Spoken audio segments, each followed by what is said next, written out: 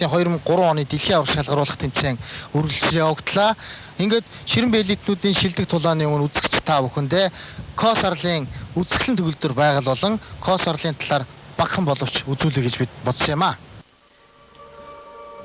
Та бидний мэдих газрын дундад тэнгисээр хүрээлэгдсэн Кос арал нь урдаашаа 42 км, өргөөшөө 13 км бага боловч маш үзэсгэлэнтэй арал юм. Энэ арал дээр усан бомбтуудтай, энэ бомбтууд нь далайн гарцтай олон улсын харилцаа хөгжихэд өндөр түвшинд өгсөн мөн аялал жуулчлагчид жилийн 4 үйлрэлд ирэхээр зохицуулагджээ. За ингээ Кос арлын талаар болоор тэмцээний талаар та бүхэнд хүрэхээр Монголын Kickbox Pool контактын холбооны ерөнхий нарийн бичгийн дарга Алтан бүрүү студид хүрэлцэн ирээд байна. За Кос арал бол Турк бустай хил залгаа өршдөг. Аялал жуулчлал, амралт, аршаан соёлын цогцлбор юм төв газар юм.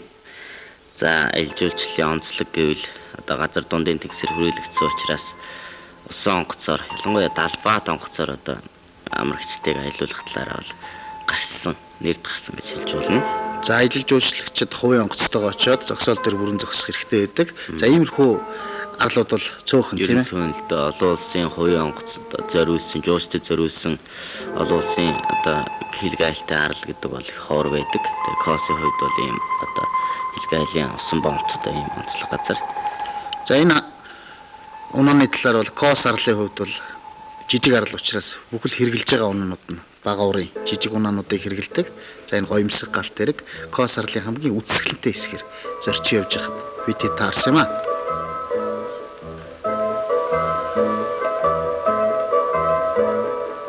За үзэгчдээ бүхэндээ дэлхийн аврагуулж байгаа Кос арал жижигхэн үзэсгэлэнт арал гэж хэлж байсан.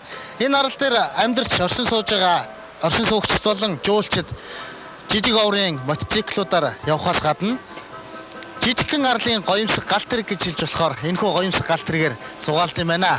Энэ галт тэрэгээр аялагч жуулчдагч ирж сууж бүтэн арлын их тойрон арал болон энэ хоттой танилцж болох юм байна. Мэдээж хэрэг энэ галт тэрэг өөрийн гэсэн тодорхой өртөгтэй байгаа гэдгийг үзэгч та бүхэн мэдэж байгаа. За энэ галт тэрэгээр манай тамирчдын үед ерөөсө 100 метр газар зугаалж чадсан юм аа биднээс. Энэ галт тэрэг нь үнэхээр Кос арлыг чимж байгаа бас нэгэн төрлийн унаа гэж хэлж болно. За Афин хотоос 13 цаг явж хүрдэг Кос арлын үед олон улсын нисэх онгоцны буудалтай. За манай орноос ч гэсэн Кос арал руу шууд онгоцоор нисээ очиж бууж болох боломжтой юм байна лээ. За газар болгон өөрийн гэсэн харилцан адилгүй унаануудыг хэрэгэлдэг. За Кос арлын хувьд бол үнэхээр жижиг арал учраас хамгийн гол хэрэгэлдэг унаа нь бол Мопи тимийн унаа байна. За энэ унаа Кос арлынхан өөрийн оршин суугчид болон жуулчдаа үнгүү түрээсэлж өгд юм байна. За одоо энэ унааны эзэнтэй бид бүхэн тааралдаж нэг асуултыг асууж байна. За энэ унааг танаахан хэр өргөнөөр хэрэгэлдэг вэ? За өдөр тутмын хэрэглээндээ байнга хэрэгэлдэг. Үнэхээр альч зүгт зорчсон айгүй боломжтой хөнгөн шуурхаа үйлчилж чаддаг хамгийн сайхан унаа гэж би бодож байдаг. Хэмээн бүсгүй маань ярьсан юм аа. Халуун дулаан энэ арал дээр үнэхээр энэ унаа нь тун тохиромжтой юм. Энэ унааг 15-аас дээш насны бүх насны хүмүүс унж хэрэгэлдэг юм байна. Kickbox Pool контактын 2003 оны дэлхийн аврах шалгаруулах тэмцээн болж байгаа Грекийн үзэсгэлэнт арал Кос арлыг чимдэг нэгэн мод миний арталтай байж байна. За энэ модыг нутгийнхан Боламп При гэж нэрлэдэг. Одоо та бидний идэх дуртай ананас жимсний адилаар засагдсан байдал нь. За энэ модны хувьд бол залуу мод олон жил ургадаг.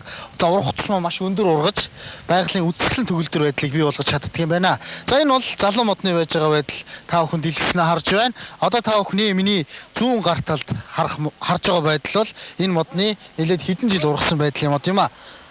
За модны доод хэсгээр бихтэж нарийнхан дээш нь ургаад за ананас хэлбэртэй байдалтай дээдлээ засагдсан байдлыг та бүхэн харж байна. Энэ бол үнэхээр Грек болон Кос арлыг шимж байгаа үзэсгэлэнтэй мод гэж хэлж болно. Кос арал нь эртний түүхийн нандин өв уламжлуулыг өөртөө бий болгосон байсан. За 900 гаруй жилийн түүхтэй энэхүү арал дээр бидний сайн мэдэх Геркулесийн байшин хэмээх эртний байшны суурь үлдсэн байлаа. За мөн энэ далайн бомбны гүйхийн уснаас ус нь бол их тунгалаг. За энэ тунгалаг уснаас далайн загсыг бас барьж агнаж болдог. За агнуурын гол зэвсэг нь бол энэ одоо жад гэж байдаг. Одоо усны загсыг одоо агнахад зориулсан жад. Энэ жадаар одоо бидний нүдэн дээр одоо загсчихэд одоо бас жижиг биш одоо хэмжээний загсыг бол жадалж агнж байсан. Тэгээ бид ч гэсэн энэ талаар бас маш их сонирхолтой санагдсан. Ингээд үзэгч та бүхэндээ энэхүү гоёмсог арал дээр болсон 2003 оны Kickbox Full Contact-ийн дэлхийн авар шалгаруулах тэмцээнд та бүхний анхаарлыг хандуулъя.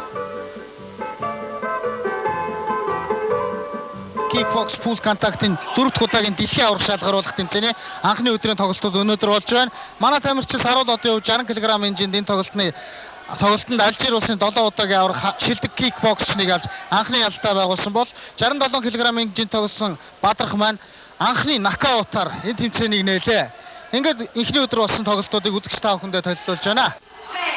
За тэмцээн дээр болсон 67 кг хэмжээний Full Contact-ийн төрлийн анхны тоглолтыг та бүхэн харж байна. За ингээд тоглолтын тайлбарт орцгоё.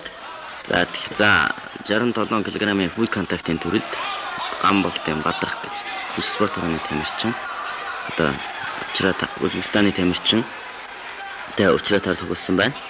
За Бадрахын хувьд шин залуу 18 настай энэ тамирчин анх удаа дэлхийн авар шалгаруулалт тэмцээнд оролцож байгаа.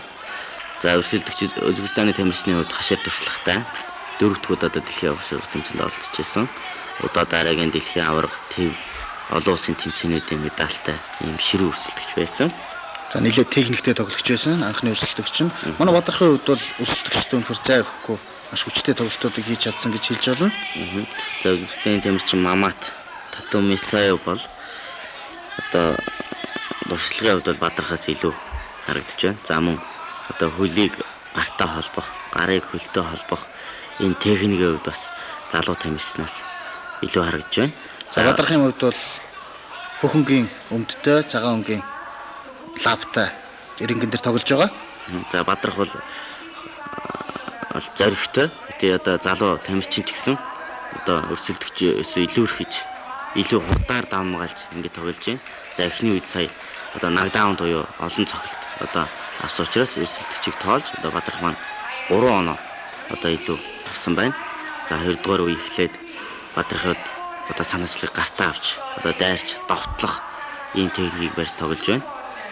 За анхудаа тэмцээнд орж байгаа хэд бие барих, сандрах тийм ээ ийм юу бас харагдахгүй байна л да. За би ерөнхий хөгжил, техник, тактикийн хувьд их одоо өндөр хэмжээнд бэлтгэгдсэн.